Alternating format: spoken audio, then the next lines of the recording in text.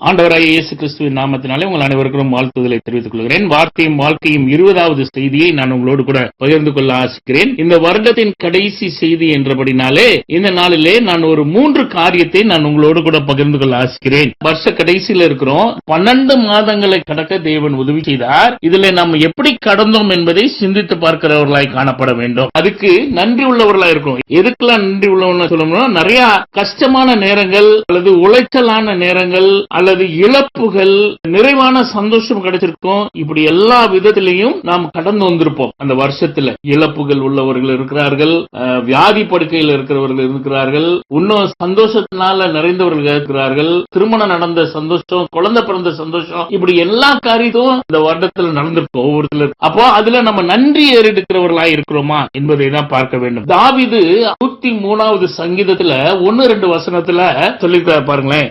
என் ஆத்துமாவே கர்த்தரை ஸ்தோத்திரி, என் முழு உள்ளமே அவருடைய பரிசுத்த நாமத்தை ஸ்தோத்திரி. என் ஆத்துமாவே கர்த்தரை ஸ்தோத்திரி, அவர் செய்த சகல உபகாரங்களை மறவாதே.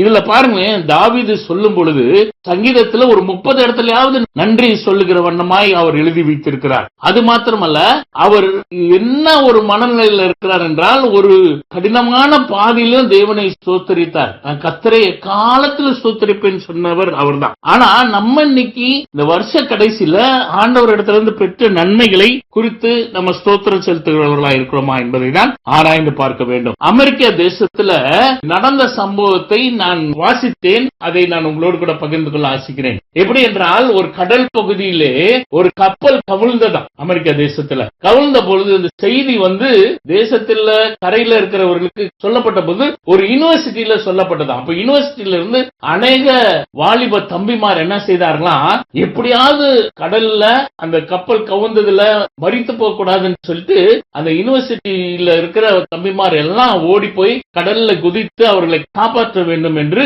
அநேகர் கடந்து சென்றார்கள். கடந்து சென்றதுல அநேக பேரை மீட்டார்கள். அதுல ஒரே ஒரு தம்பி, அந்த தம்பியின் பேரு எட்வர்ட். அந்த தம்பி என்ன செய்திருக்கிறாரா, 17 பேரை காப்பாற்றினாரா. மிச்சவங்க குறைச்ச பேரு, இவர் மட்டும் 17 பேரை காப்பாற்றி இருக்கிறார். காப்பாற்றி கரையில சேர்த்து அவர்கள் உயிரை மீட்டு எடுத்திருக்கிறார். அவரு கரையில விட்டுட்டு போயிருக்கிறார், போய் காப்பாற்றிட்டு இருந்திருக்கிறார். அப்போ எல்லாம் முடிந்தது.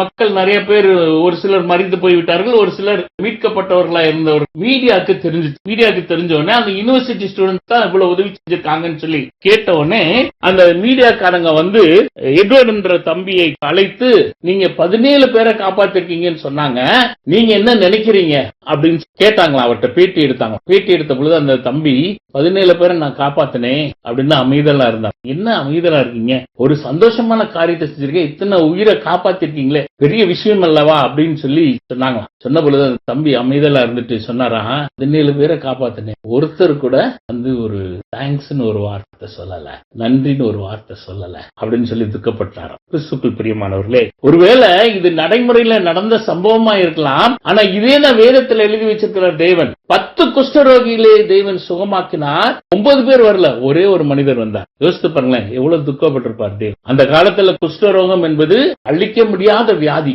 எப்படி சுகமாக்க முடியாத வியாதி, ஊரை விட்டு தள்ளி வைத்து விடுவார்கள். அப்படிப்பட்டவர்களை தேவன் சுகமாக்கினார். அதுல ஒருவர் தான் திரும்பி வந்தார். கிறிஸ்துவுக்குள் பிரியமான, இந்த நாள்ல நம்ம சிந்திக்க வேண்டிய விஷயம் என்னவென்றால், இந்த எட்வர்ட் தம்பி 17 பேரை காப்பாத்தி ஒருத்தர் கூட வரலன்னு சொன்ன மாதிரி இருக்கிறோமா, அல்லது இயேசு கிறிஸ்துவின் இடத்துல கடந்து சென்ற 10 குஷ்டரோகியிலே ஒருவன் திரும்பி வந்தான, அந்த மாதிரி இருக்கிறோமா? நம்மளே நாம ஆராய்ந்து பார்க்க வேண்டும். நம்ம எல்லா நிலைமைகளிலும், பலவீனத்திலையும் சரி, கஷ்டத்திலையும் சரி, வேதனையிலும் சரி, சந்தோஷத்திலும் சரி, மகிழ்ச்சியிலும் சரி, தேவனுக்கு நன்றி எடுக்கிறவர்களா இருக்கிறோமா? நம்மளை நாமே ஆராய்ந்து பார்க்க வேண்டும். இதுதான் நம்ம முதலாவது காரியம் என்ன சொல்லப்பட்டிருக்கு, தேங்க்ஸ் கிவிங். இரண்டாவது காரியம் பாத்தீங்கன்னா, விசுவாசத்தோடு கூட நன்றி செலுத்துகிறவர்களா இருக்கிறோமா? நம்மளை நாமே ஆராய்ந்து பார்க்க வேண்டும். வாசிக்க கேட்கலாம். 2 கொரிந்தியர் 12ஆம் அதிகாரம் 7-10 வசனத்தை வாசிக்க கேட்கலாம். அன்றியும் எனக்கு வெளிப்படுத்தப்பட்டவைகளுக்குரிய மேன்மை நிமித்தம் நான் என்னை உயர்த்தாதபடிக்கு என் மாம்சத்திலே ஒரு முள் கொடுக்கப்பட்டிருக்கிறது. என்னை நான் உயர்த்தாதபடிக்கு அது என்னை குட்டும் சாத்தானுடைய தூதனாயிருக்கிறது. அது என்னை விட்டு நீங்கும்படிக்கு நான் 3 தரம் கர்த்தரிடத்தில் வேண்டிக் கொண்டேன். அதற்கு அவர், என் கிருபை உனக்கு போதும், பலவீனத்திலே என் பலம் பூரணமாய் விளங்கும் என்றார்.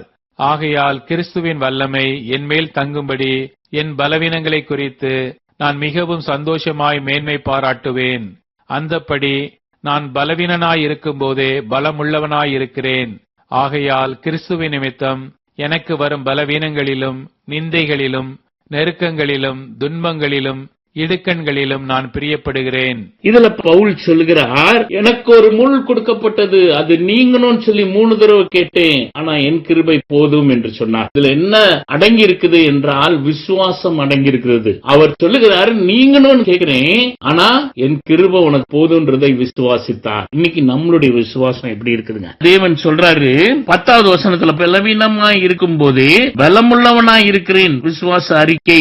ஆகையால் கிறிஸ்துவின் நிமித்தம் எனக்கு வரும் பலவீனங்களிலும் நிந்தைகளிலும் நெருக்கங்களிலும் துன்பங்களிலும் இடுக்கண்களிலும் நான் பிரியப்படுகிறேன். இது ஒரு விசுவாச அறிக்கையாயிருக்கிறது. அது மாத்திரம் அல்ல, 9வது வசனத்துல பாத்தீங்கன்னா கடைசி பகுதியை பாருங்களேன், கிறிஸ்துவின் வல்லமை என் மேல் தங்கும்படி என் பலவீனங்களை குறித்து நான் மிகவும் சந்தோஷமாய் மேன்மை பாராட்டுகிறேன். அதுதாங்க தேவன் எதிர்பார்க்கிற விசுவாசத்தின் நன்றியை ஏறெடுக்கிற விஷயம். தேவன் எனக்கு தருவார், என்ன நடந்தாலும் தேவன் என்ன கூட இருக்கிறார், என்னை வழி நடத்துவார், அவர் கிருபை என்னை தாங்கும் என்ற விசுவாசத்தோடு கூட வருஷத்தின் கடைசியிலே அதை அறிக்கை செய்கிறவர்களா இருக்கிறோமா என்று ஆராய்ந்து பார்க்க வேண்டும். 3வது காரியம் பாத்தீங்கன்னா, thanks giving for going to get things. விசுவாசத்தோட தேவன் நமக்கு வாக்குத்தத்தத்தை கொடுத்திருக்கிறார், புது வருடத்திலே வாக்குத்தத்தம் தரப்போகிறார். அதை விசுவாசத்தோடு கூட நன்றிகளை ஏறெடுக்கிறோமா? எனக்கு கிடைக்கும், ஆண்டவர் கொடுத்த வாக்கு என் வாழ்க்கையில் நிறைவேறும் என்ற நம்பிக்கையோடு கூட இருக்கிறோமா? வேதத்துல பார்த்தோம்னா 7000க்கு மேல வாக்குத்தத்தம் இருக்குதுங்க. ஆனா அந்த வாக்கு தத்துவம் எல்லாம் கண்டிஷனோடு கூட இருக்கிறது என்று எடுத்துக்கொண்டாலும் நமக்கு நேராக தேவன் பேசினாரானால் அதை நிறைவேற்ற வல்லமை உள்ளவராய் இருக்கிறார். அதனுடைய காலத்துல அது நிறைவேறும். ஆனா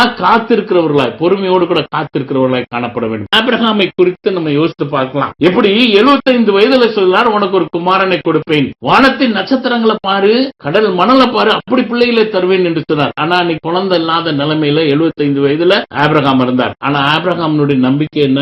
வாக்கு பண்ணின தேவன் மாறாத தேவன் என்றதுனால 25 வயசுல வாக்கை பெற்ற அவர் 100 வயசுல ஐசக்கை பெற்றார். 100 வயசுல தேவன் கொடுத்தார். அது நிமித்தம் அவர் விசுவாசம் வழுகி போகவும் இல்ல, அவர் ஆண்டவர் செய்த வாக்கு நிறைவேறும் நாள் வரை காத்திருந்தார். இன்னைக்கு நம்ம எப்படி இருக்கிறோம்? இந்த வருடத்துல ஒரு வேளைக்கு ஒரு சில வாக்குத்தத்தங்கள் நிறைவேறாம இருக்கலாம், ஏன் என்று நம்ம கேள்வி கேட்க முடியாது. ஆனா கர்த்தர் நல்லவர், ஏற்ற காலத்துக்குள்ள அதை நிறைவேற்றி முடிப்பார். அவர் சமூகத்துல நம்ம காத்திருந்தோமானால் தேவன் நம்மளை ஆசீர்வதிக்கிறவராயிருக்கிறார். இந்த வருட கடைசியில எப்படி காரியம் நான் சொன்னேன், கர்த்தர் கொடுத்த எல்லா காரியங்களுக்காக நன்றி செலுத்தணும். 2வது விசுவாசத்தோடு நன்றி செலுத்த வேண்டும். 3வது நிறைவேற்றும் வரை நான் காத்திருப்பேன் என்ற நன்றிகளை ஏறெடுக்கிறவர்களாயிருவோமா? நம்மளை நாம ஆராய்ந்து பார்க்கலாமாங்க? தேவன் நம்மளை ஆசீர்வதிக்கணும்னு சொல்லி விரும்புகிறார், உயர்த்தணும்னு நினைச்சுக்கிறாரு. புதிய வருடத்துல புதுவிதமான ஆசீர்வாதங்களோடு கூட வார்த்தையினால நம்மளை இடைக்கட்ட போகிறார் என்பதை விசுவாசத்தோடு கூட நம்பிக்கையோடு கூட அந்த புது வருடத்தை நோக்கி கடந்து செல்வோம். கர்த்தர் தாமே இந்த வார்த்தைகளை ஆசீர்வதிப்பாராக. ஜெபிக்கலாம். கிருபை நிறைந்த அன்பின் ஆண்டவரே, இந்த நாளுக்காக ஸ்தோத்திரிக்கிறோம். ஆண்டவரே, நாங்க நன்றி உள்ளவர்களாய் இருப்பதற்கு நாங்க இந்த நாளில் கொண்டோம். அதை இந்த வருட கடைசியில நாங்க ஏறெடுக்கிறவர்களாய் காணப்பட உதவி செய்யுங்க. நீங்க பொறுப்பேற்றுக் கொள்ளுங்க, வழி நடத்துங்க. இயேசுவின் நாமத்தினாலே வேண்டுதல் செய்கிறோம் நல்ல பிதாவே, ஆமீன். Augustus agape counselling ministry. உங்களுடைய கவுன்சிலிங்காகவோ இல்ல ஏதாவது சந்தேகம் இருந்தாலும் இந்த போன் நம்பர்ல நீங்க கான்டாக்ட் பண்ணலாம். இது யூடியூப்லயும் அப்லோட் பண்றோம். நீங்க சப்ஸ்கிரைப் பண்ணி இதை பார்த்தீர்களானால் அது பிரயோஜனமா இருக்கும். கர்த்தர் உங்களை ஆசீர்வதிப்பாராக. ஆமீன்.